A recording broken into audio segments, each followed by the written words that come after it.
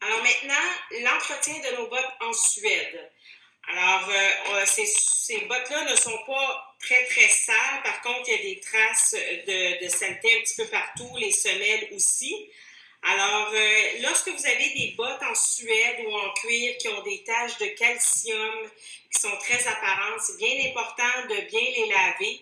Et s'il y a un surplus de sel dessus, vous pouvez faire un petit flacon comme ça avec du vinaigre blanc mélangé avec un peu d'eau. Et on vaporise nos bottes, on laisse le calcium lever et on lave par la suite. Alors, on peut commencer par laver nos bottes avec le savon à Suède, comme ça. On passe à l'eau tiède toujours, nos bottes, on fait une mousse, on rince et on laisse sécher. Dans ce cas-ci, les bottes ne sont pas extrêmement sales, donc ils ont juste besoin d'un soin en surface. Il n'y a pas de calcium, ça prend une vieille brosse à dents qu'on nettoie avec, ici, et on peut s'approcher du lavabo et on passe avec l'eau tiède, on passe ici sur la semelle pour enlever la poussière, à la jonction aussi du Suède. N'ayez pas peur de mettre un petit peu d'eau, là, il n'y a aucun problème. Tous les bas d'hiver de toutes les compagnies qu'on a en magasin, c'est des produits traités, les suèdes et les cuirs ont été traités pour l'eau. Donc, c'est de l'eau propre, il n'y a aucun problème. On fait le lavage, on enlève le maximum de poussière partout. On fait le tour. Et c'est bien important par la suite de venir éponger pour enlever le surplus afin que nos bottes sèchent rapidement pour qu'on puisse continuer notre beau travail par la suite. Vous allez voir, quand les bottes, il n'y a pas beaucoup de saleté, là, juste cette étape-là, ça les rend superbes. Poursuivons avec la prochaine étape.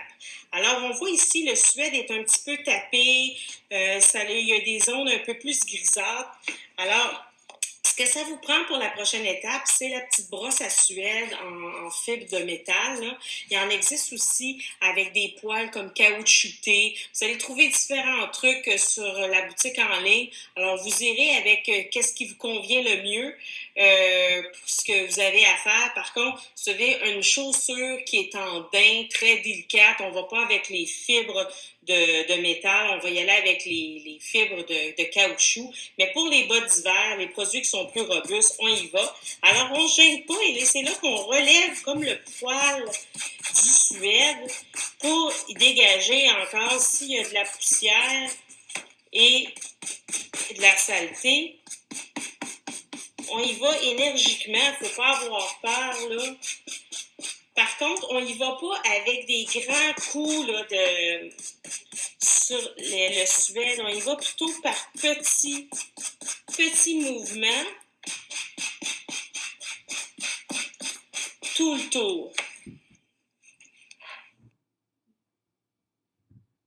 Une fois le brossage terminé, on va passer peut-être à l'inspection. Si vous avez des bottes à crampons, vérifiez que vos crampons sont encore corrects, qu'ils tournent bien, que toutes les dents sont quand même pas trop usées.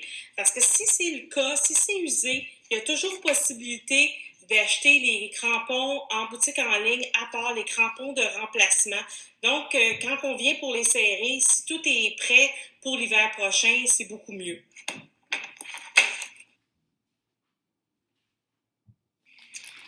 Sans oublier, à la fin, retrouvez votre clé qui va avec vos crampons et rangez-la en même temps que vous allez ranger vos bottes au même endroit. Comme ça, quand vous allez ressortir vos bottes à l'automne prochain, vous aurez tout du même coup. Ne vous en faites pas, si vous perdez votre clé, c'est disponible aussi sur la boutique en ligne. Simulation, nous sommes déjà rendus à l'automne. Quand vous allez ressortir vos bottes suite à l'entreposage de tout l'été, c'est important de mettre votre hall protecteur dessus, étant donné que c'est la seconde hiver que vous allez passer avec vos bottes. Vous pouvez mettre un protecteur pour vous assurer que le Suède restera beau et qu'il n'y aura pas d'eau qui va rentrer.